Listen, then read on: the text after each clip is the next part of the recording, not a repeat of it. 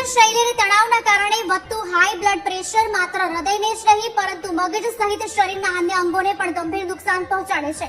લાંબા ગાળાનું high blood pressure મગજની રક્તવાહિનીઓને નુકસાન પહોંચાડીને યાદશક્તિ, વિચારવાની ક્ષમતા અને એકાગ્રતાને નબળી પાડી શકે છે.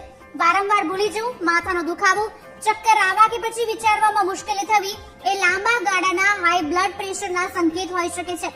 હાઈ બીપી અને મગજના શ્વાસને જાળવી રાખવા માટે સૌથી મહત્વનું પગલું નિયમિત બ્લડ પ્રેશરની તપાસ કરાવીને ડોક્ટરની સલાહ મુજબ નિયમિત દવાઓ લેવી જોઈએ. આ સાથે જ આહારમાં ફેરફાર કરીને સંતુલિત પોષક તત્વોનો સમાવેશ કરવો અને મીઠાનું સેવન મર્યાદિત કરવું ખૂબ જ ફાયદાકારક સાબિત થાય છે. દરરોજ કસરત કરવી, પૂરતી ઊંઘ લેવી અને તણાવને નિયંત્રિત કરવાનો સતત પ્રયાસ કરવો જોઈએ.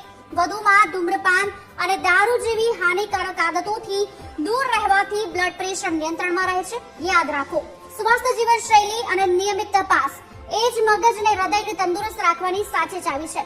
અને આ વિડીયોને બને એટલું શેર કરો જેથી આ માહિતી બીજા સુધી પણ પહોંચી શકે.